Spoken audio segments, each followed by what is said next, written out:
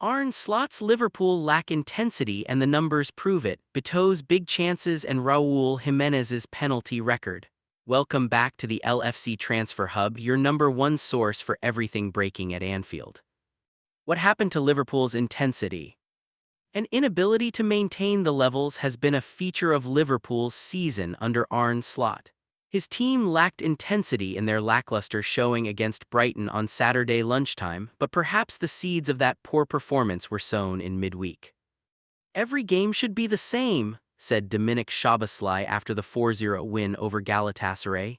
"It is difficult because Champions League nights are under the lights at Anfield, good weather and a nice pitch. To go to Brighton, a 12:3 p.m. kickoff, it is not the same." Being there in Slot's press conference after that emphatic win in Europe on Wednesday night, it was striking that even on a positive night for the club, the head coach also had a negative slant on things. He was already downplaying expectations against Brighton. "We would like us to perform every single time at this level. Unfortunately, for the fifth or sixth time now, I think we only get 2 days rest to go to Brighton early kickoff. For me, that's not good.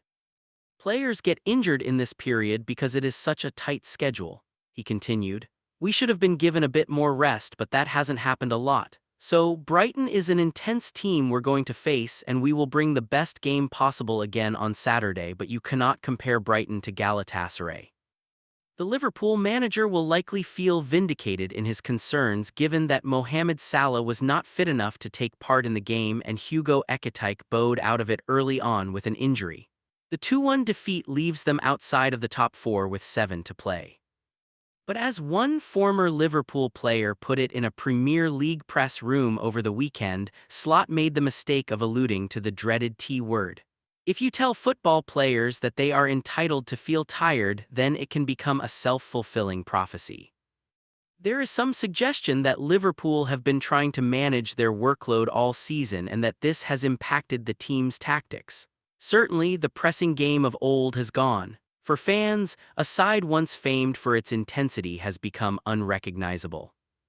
The running stats tell some of the tale. Liverpool had ranked top of the Premier League for distance covered in the Premier League during Jurgen Klopp's first full season in charge. This season, they are in the bottom three for the first time since such records began. It is a crude statistic, really. Liverpool were ranked 16th for distance covered last season and won the title after all, but it can be considered illustrative of a trend in the team's evolution. Liverpool's energy was once their hallmark, now they are a different side. Examine the PPDA numbers measuring passes allowed per defensive action. Long regarded as a measure of a team's pressing of their intensity off the ball, Liverpool ranked top for PPDA in their last great season under Klopp. Now they are down in 8th. Slot favors a slower, more controlled possession game but then bemoans Liverpool's inability to break down defenses. He laments the rising importance of set pieces but then sees Thomas Granemark, their old throw-in coach, working with leaders Arsenal. The win over Galatasaray was a reminder that this team are at their best when they play at a higher tempo, channeling the Liverpool of old. Their inability or unwillingness to do this under Slot physically, mentally and tactically has been a problem for them all season. Beto brilliant at getting big chances. Sitting in David Moyes' press conference after Everton's 3-0 win over Chelsea on Saturday, it was possible to see a little smirk on the Scots' face when he was asked about recent comments by Brentford owner Matthew Benham in regard to his striker. "When we played Everton at our place last year, Beto missed 3 one-on-ones, said Benham at the MIT Sloan Sports Analytics Conference. "Any decent data model worth its salt would give Beto an upgrade," by which he meant value him more highly. That is the case for any player who happens to make 3 one-on-ones in a game, even if they miss them. Typically, the odds are 50-50 that you will score. You might say he is less efficient, but the fact he is getting the positions for the shot is more important. Nobody needs to tell this to the Everton manager. Last season, from the time that Moyes returned to the club in January 2025 to the end of that season, no player in the Premier League missed more clear-cut chances. Beto's goals lifted Everton to safety, nevertheless. Moyes remembers one of his first games in charge. "I think he had 5 one-on-ones with goalkeepers and I am thinking you don't get one-on-ones with goalkeepers too often." Beto does. As Benham correctly identifies, it is a skill, and this man is world-class at it. There are only 4 other current Premier League players to have played at least 3,000 minutes in the competition who are averaging at least one big chance per 90 minutes. Those players are Erling Haaland, Alexander Isak, Gabriel Jesus, and Mohamed Salah. Very few players get those opportunities, Moyes explained. Some days you walk off shaking your head thinking, oh my goodness, but there are other days you go off thinking this boy is all heart, effort and trying to make it work and he is getting his rewards for it.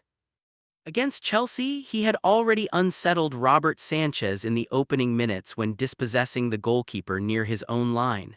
Everton's intensity was too much for their opponents, but it took a classy finish from Beto to find the breakthrough goal. If the touch was uncharacteristically deft, the sight of Beto galloping through on goal was trademark stuff. His second goal took the game away from Chelsea and the Portuguese forward later received a standing ovation at the Hill Dickinson Stadium. Although Moyes also credited Beto for his improved link-up play, even assisting the third goal, Everton fans know the player's limitations, but they appreciate his endeavor too. He is a great boy to work with, incredibly humble, tries to improve himself every day. In truth, Beto's pass completion rate is among the lowest around and those rough edges will never leave him.